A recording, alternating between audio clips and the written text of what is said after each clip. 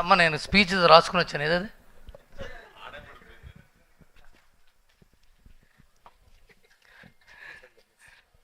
టావులు మాట్లాడేస్తున్నా అని చెప్పి ఒక కాగితం రాసి ఇది ఒక్కటే మాట్లాడమన్నారు.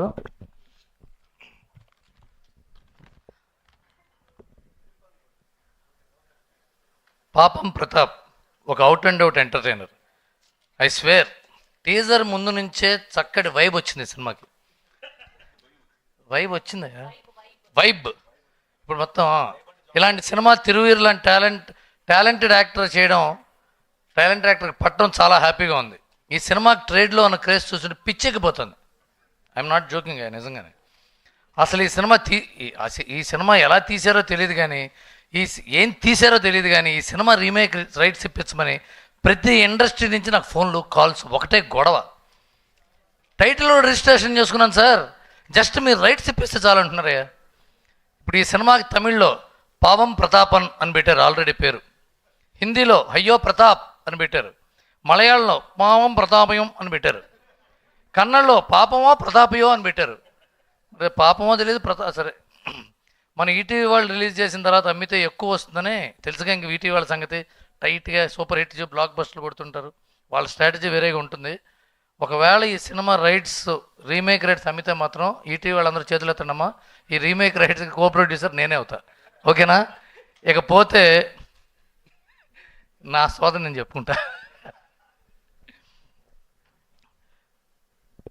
అల్లరి నరేష్ గారు ఏ సినిమాకి ఫంక్షన్కి వచ్చినా చాలా మంచి శకునం. నాని గారి స్టార్టింగ్లో, మనోజ్ మంచు గారి స్టార్టింగ్లో, వరుణ్ సందేశ్, అందరికీ ఆయన చాలా మంచిగా ఫ్రెండ్లీగా ఉంటే, అందరితో క్లోజ్గా ఉంటే అందరిని ఎంకరేజ్ చేసేవారు ఆయన. ఇవాళ తిరువూరు ఫంక్షన్ రావటం తిరువూరికి చాలా మంచి శకునం ఇది. థ్యాంక్ యూ నరేష్ గారు, మీరు అడగంగానే వచ్చారు. Thank you so much. ఇకపోతే తిరువీరు పాపం ప్రతాప్ అని టైటిల్ పెట్టాడు కానీ నిజంగానే అతని జీవితం పాపం. చాలా కష్టపడి అతని కష్టాలతో బయోపిక్ తీయచ్చు ఈటీవీ వినవాళ్ళు. అన్ని కష్టాలు పడ్డాడు అబ్బాయి.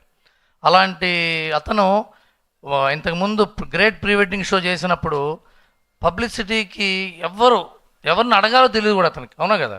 చాలా కష్టపడ్డాడు. ఎవరిని అడిగితే ఎవరు వస్తారు సార్ అని కంగారు పడ్డాడు ఆయన.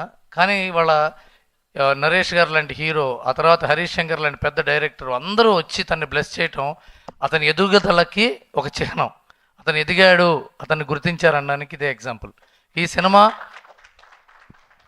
సినిమా మా నితిన్ చెప్పినట్టు హీ హాజ్ అరైవ్డ్ అనిపించుకుంటాడు ఈ సినిమాతో. పాపం ప్రతాప్ చాలా పెద్ద సక్సెస్ అవుతుంది. ఇకపోతే నేను దేవి ప్రసాద్ గారు ఈ సినిమాలో చాలా సీరియస్ క్యారెక్టర్ చేశారు. ఈ ఒక్క సినిమాలో ఆయన ఒక్కడే ఆయనకి నాకు చిన్న ఇది జరిగింది. నాకు పెళ్ళి అవ్వని కొత్తల్లో, అంటే పెళ్ళి ఇంకా అయిపోతుంది తొందరగా, నేను మా వైఫ్ రోడ్డు మీద నడుచుకుంటూ వెళ్తున్నాం. ఆ టైంలో ఎవరిని చూస్తే వీడికి పెళ్ళి అయిపోయింది, నన్ను పిలవలేదు అనుకుంటాడా, లేదా పెళ్ళి కాకుండా దేనితో తిరుగుతున్నాడు అనుకుంటాడా అని నా టెన్షన్లో వెళ్తుంటే ఈయన ఎదురయ్యాడు అక్కడ రోడ్డు మీద క్యూ మార్ట్ దగ్గర. ఎన్నో బాగా క్లోజ్ ఫ్రెండ్ నాకు. ఇంత కలిసి ఆయన సినిమాకి నేను అసిస్టెంట్ రైటర్గా పనిచేశాను. మా వైఫ్ ఎవరైనా అంటుంది. నేను చెప్తాలే, నేను మేనేజ్ చేస్తానని చెప్పి వెళ్ళి ఈయన అసలు మమ్మల్ని మా ఆవిడని పట్టించుకోవాలా నుంచుని ఆయన ఆ రోజున అంతకు ముందు రోజులు జరిగిన కబుర్లు, సినిమా ఇండస్ట్రీ కబుర్లు చెప్తూ ఉంటే 7:30కి రోడ్డు మీద కబుర్లు చెప్పాం. 9:30 దాకా నవ్వించాడు. అసలు మా ఆవిడని ఎవరో అనే విషయం మర్చిపోయి నవ్వి కడుపు చెక్కలైపోయి నవ్వించాడు. ఈయనంత గొప్ప మిమిక్రీ ఆర్టిస్టు, ఈయనంత ఇమిటేటరు, ఈయనంత కమెడియన్ ఎక్స్ట్రాడినరీగా చేస్తాడు ఆయన. ఆయనకేమో పాపం ఈ సినిమాలో సీరియస్ క్యారెక్టర్ ఇచ్చాడు. అది ఐరనీ ఆఫ్ లైఫ్, అవునా కదండి? గుర్తులేదనుకోండి మీకు. అలాగే ఈ ఈటీవీ విన్ బ్యాచ్ ఒకరు ఉన్నారండి. వీళ్ళు చిన్న డెకాయిడ్ బ్యాచ్ యాక్చువల్గా. సినిమా చిన్న సినిమా అండి, చిన్న సినిమా స్టార్ట్ చేస్తున్నాం, ఇది చిన్న వాళ్ళతో, ఇతను ప్రొడ్యూసరు అని మొదలు పెడతారు. చివరికి అది ల్యాండ్ అయ్యేటప్పటికి ఒక లిటిల్ హార్ట్స్ అవ్వటం, ఒక అనగనగా అవ్వటం, ఒక రాజు వెడ్స్ రాంబాయ్ అవ్వటం, రేపు పాపం ప్రతాప్ అవ్వటం అవుతుంటుంది. చాలా సాఫ్ట్గా, అంటే గ్రౌండెడ్ పీపుల్ అనిపించుకోవడానికి అది ఈటీవీ సంస్కారం. అది ట్రైన్డ్ బాపినేడి గారి సంస్కారం, ఆ ఫిలాసఫీ. అది ఎంత పెద్ద ఎత్తుకు ఎదిగినా, ఎన్ని సక్సెస్లు కొట్టినా మళ్ళీ మొదటి నుంచి మొదలు పెట్టాలి, మళ్ళీ పునాదుల నుంచి సినిమాను మొదలు పెట్టాలనే తరహా మనుషులు. వాళ్ళకి ఎప్పుడు సక్సెస్ రావాలి, వాళ్ళకి సక్సెస్ కొట్టాలి. ఇకపోతే నరేష్ ఇందాక ఎస్పి దుర్గా నరేష్ మా పక్కనే ఉంటే నేను ఏదో జోక్ మాట్లాడుకుంటున్నాం, మైక్లో చెప్పలేని జోక్. వెంటనే అతను కనెక్ట్ అయ్యి గట్టిగా నవ్వి, మా ఊళ్ళో కూడా ఇలాగే చేస్తారు సార్, మా ఊళ్ళో కూడా ఇలాగే చేస్తారు సార్ అన్న. ఆ, దారుణం జోక్ కాదు అది. దారుణ జోకు, మంచి జోకులు ఉండవు బ్రదర్. చెప్పుకునే జోకు, చెప్పుకోలేని జోకులు ఉంటాయి. అది అంటే అందరూ చూసాం కానీ చెప్పుకోలేని జోకు, అందరూ చూసేదే. అంటే ఎందుకు చెప్తున్నానంటే ఆ జోక్ కనెక్టెడ్ అంటే ఇతనికి ఎంత సెన్స్ ఆఫ్ హ్యూమర్ ఉంది, ఎంత చూసాడు లైఫ్లో అని అర్థమైపోయింది. ఇతను చాలా పెద్ద సక్సెస్ కొడతాడు. మీ అమ్మ నాన్న పేరుకి నిలబెడతావు. God bless you. All the best, all the best Radhakrishna garu. ఈ సినిమాతో మళ్ళీ ఇంకో గోదావరి లాంటి పాట మాకు ఇస్తారని బెస్ట్ చేసుకుంటున్నాను. God bless you sir.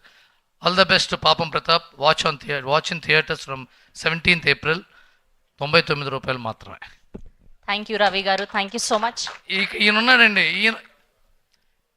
ఈ అజయ్ ఘోష్ గారు ఆయన మహానటుడు, బిజియెస్ట్ యాక్టర్, మహానటుడు. అంటే ఒక్కరోజు శని ఆదివారాల పూట దొరుకుతాడా, సెకండ్ సండే కూడా ఆయనతో పెట్టుకు చూద్దాం. చూడండి ఎంత సింపుల్గా లుంగి కట్టుకుని కబ్బా వేసుకుని ఆ డబ్బు అంతా ఏం చేస్తున్నారో అడగమని ప్రేక్షకులకు నా విజ్ఞప్తి. థ్యాంక్ యూ రవి గారు, థ్యాంక్ యూ సో మచ్.